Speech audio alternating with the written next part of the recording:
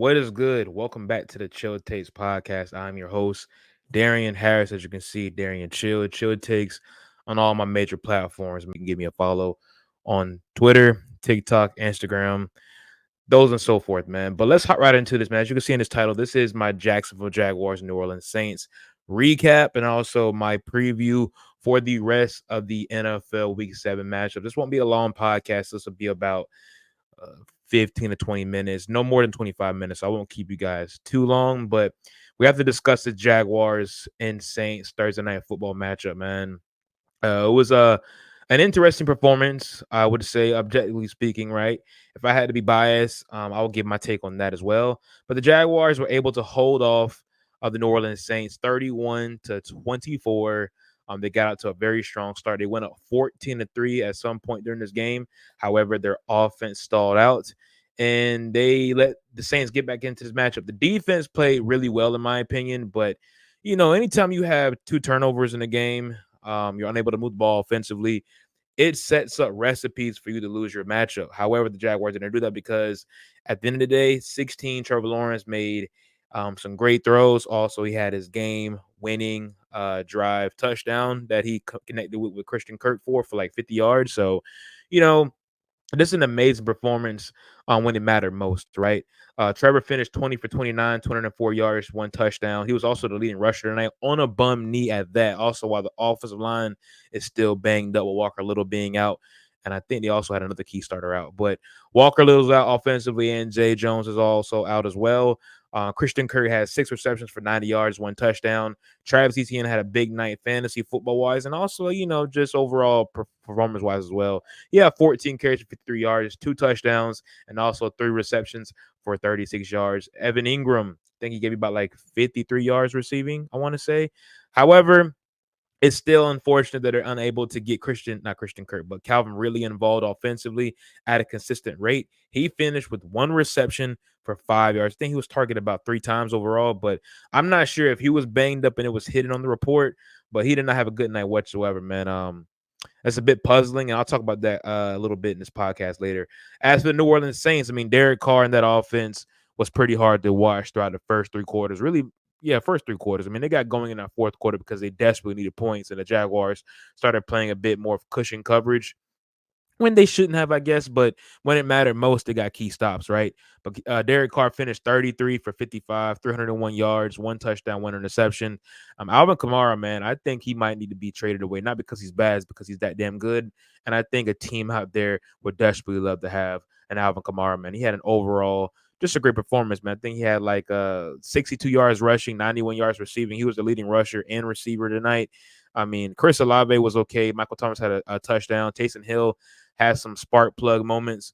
But when it mattered most, man, Foster Monroe in the red zone dropped the key pivotal game potential touchdown or game tying touchdown. So, yeah, man, but let's get right into my Well, I'll get into my bias take about this game first.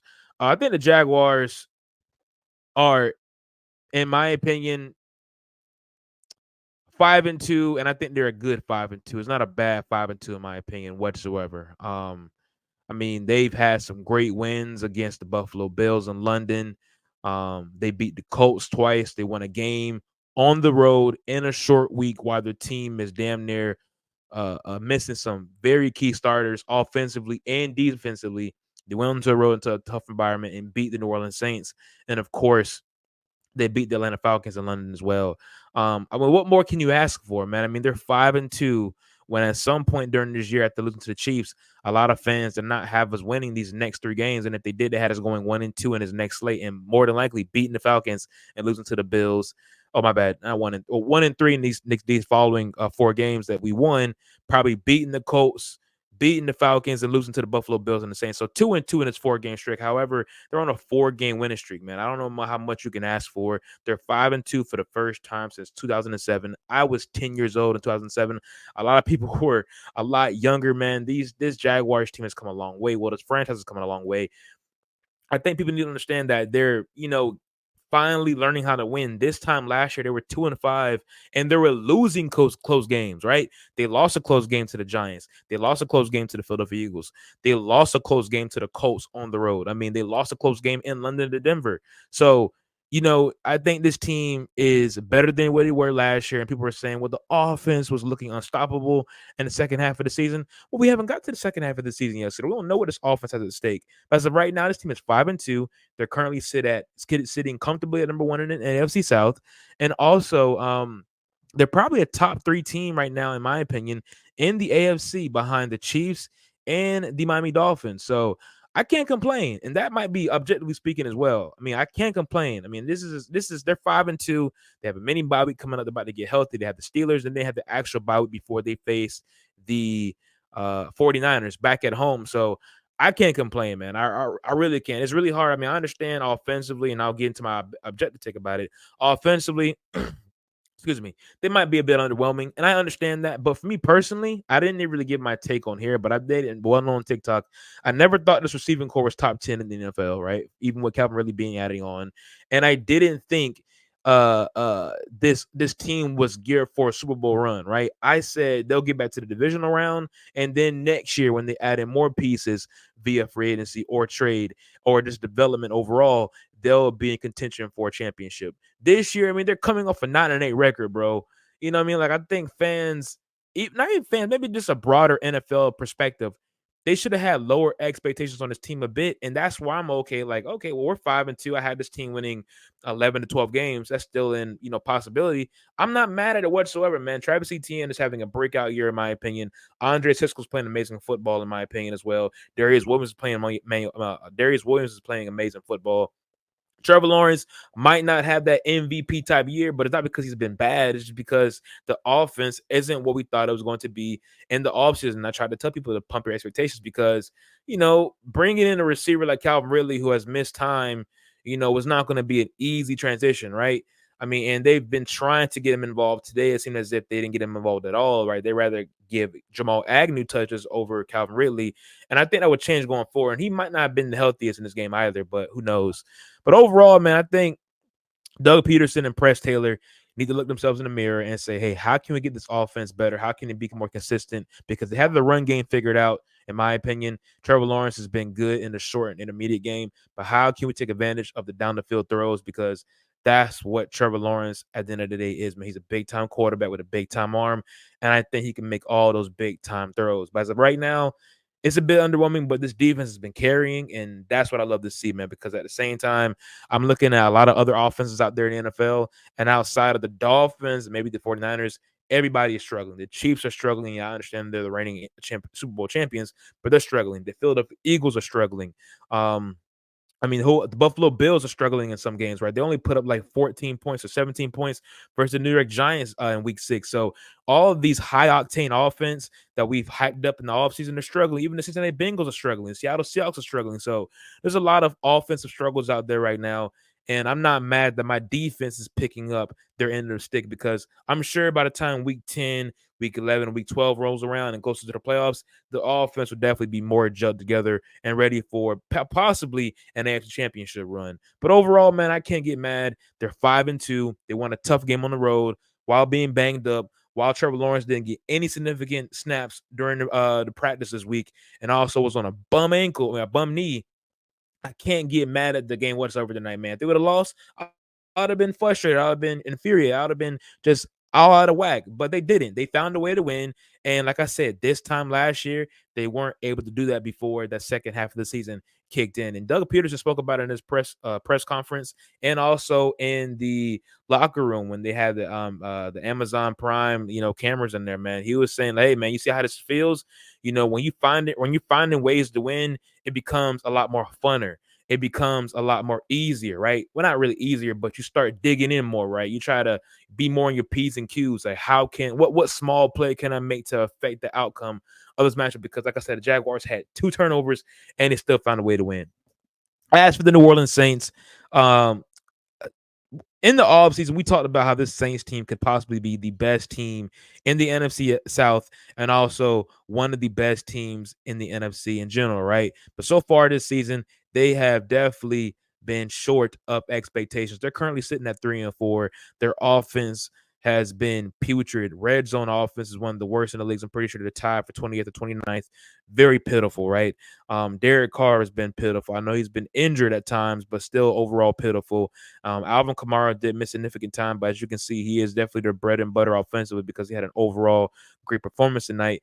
The connection between Chris Olave and Derek Carr is pitiful. Michael Thomas looks a bit washed right now. Their offensive line is banged up, and defensively they're still very sound.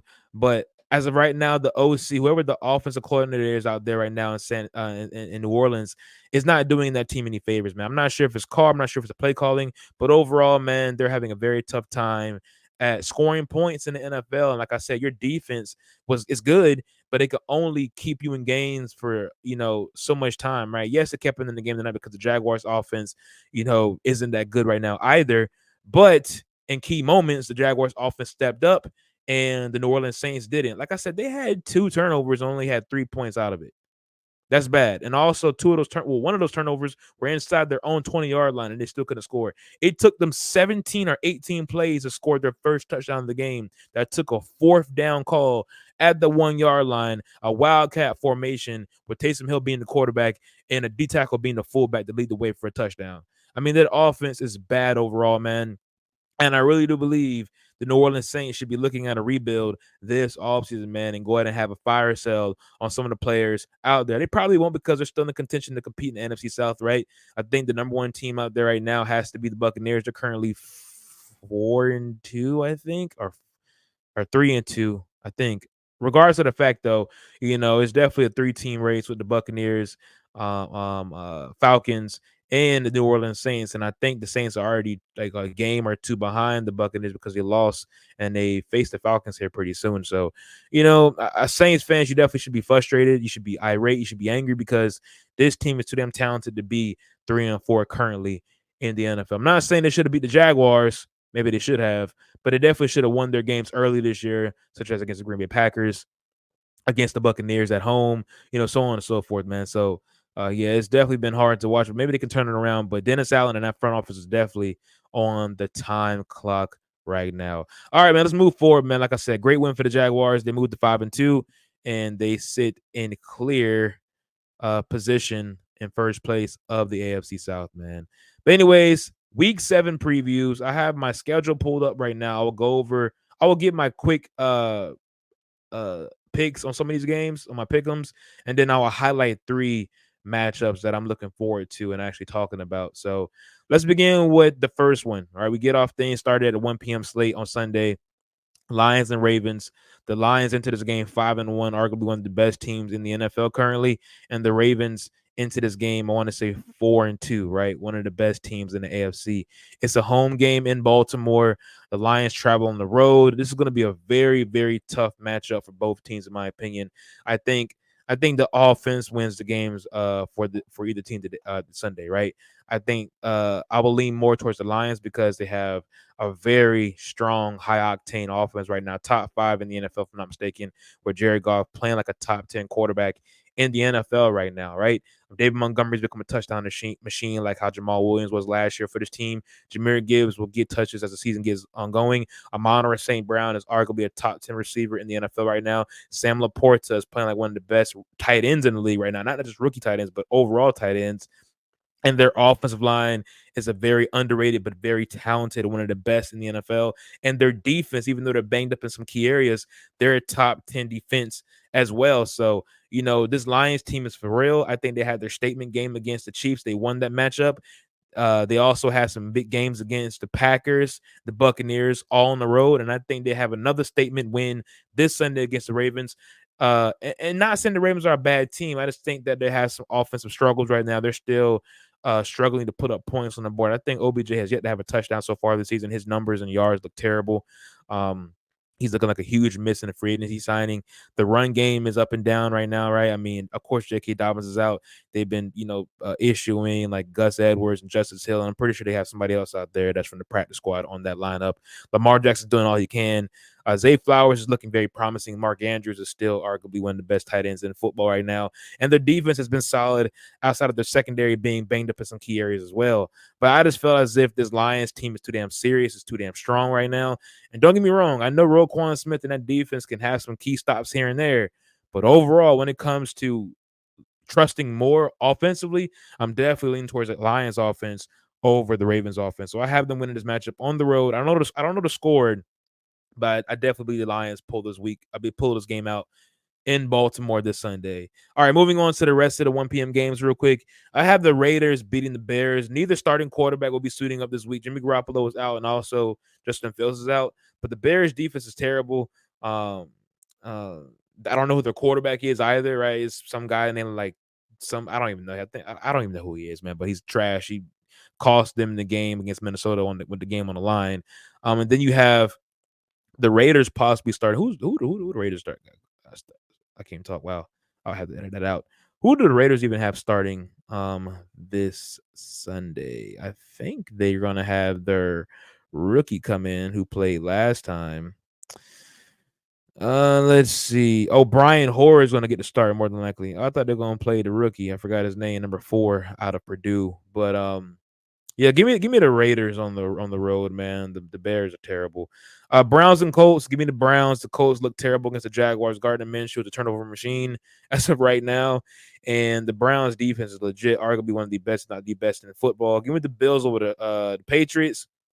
Commanders over Giants, and I had the Buccaneers beating the Falcons at home. I know people are saying the Falcons could really cause some trouble for Baker Mayfield, given the fact that they're a very good man-to-man team, and also sending the blitz, and Baker struggles with that.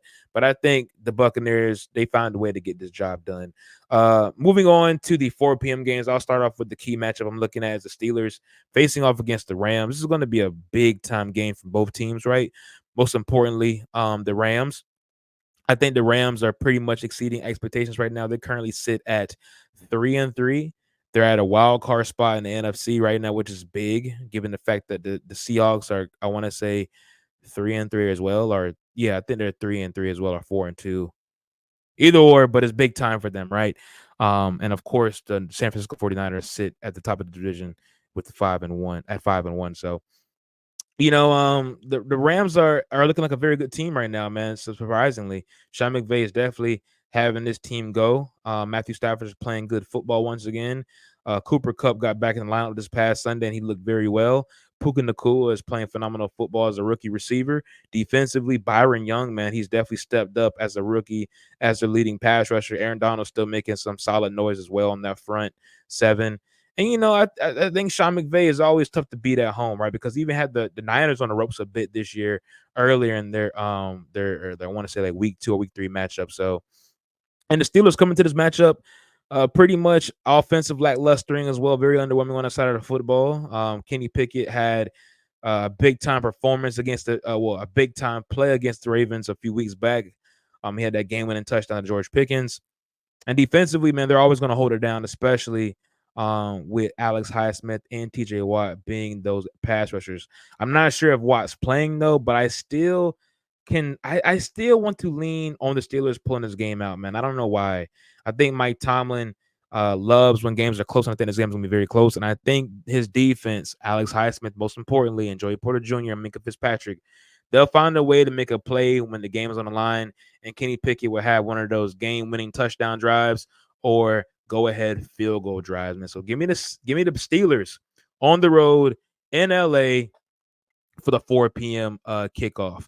All right, moving on to the rest of the 4 p.m. games. I have the Seattle Seahawks beating the Cardinals. Not really much to talk about on that. I have the Packers beating the Broncos. I think right here is going to be the end-all, be-all of the current Broncos team we all know right now, right? I think after this game, if they lose, most definitely it'll be a lot of moves be made, like a lot of trades be made. But if they win, I think there still might be some minimal ones. But like I said, if they lose, Jared Judy's out of there, in my opinion. I could definitely see someone like Garrett Bowles being out of there. I can definitely see someone like Cortland Sutton possibly be out of there as well if it's not for Jared Judy. They can have at least 3 to 4 moves being made off this team if they lose this game, and I think they will. Jordan Love has had some bad performances as of late. Coming off a bye week, I think he has a bounce back performance against this defense, who played really well against the Chiefs last Thursday night football, right? But I think they only played well because one, a 15-game winning streak was on the line for the Chiefs, right? And it's a divisional game, and the Broncos know the Chiefs very well, more than probably better than a lot of teams in the league right now that can actually, kind of contain them defensively, well, offensively. So I'll take that with a grain of salt. I think that defense comes out of struggles this week. Vance Joseph has been very underwhelming this year. He might get fired here soon too. So I got the Packers winning on the road.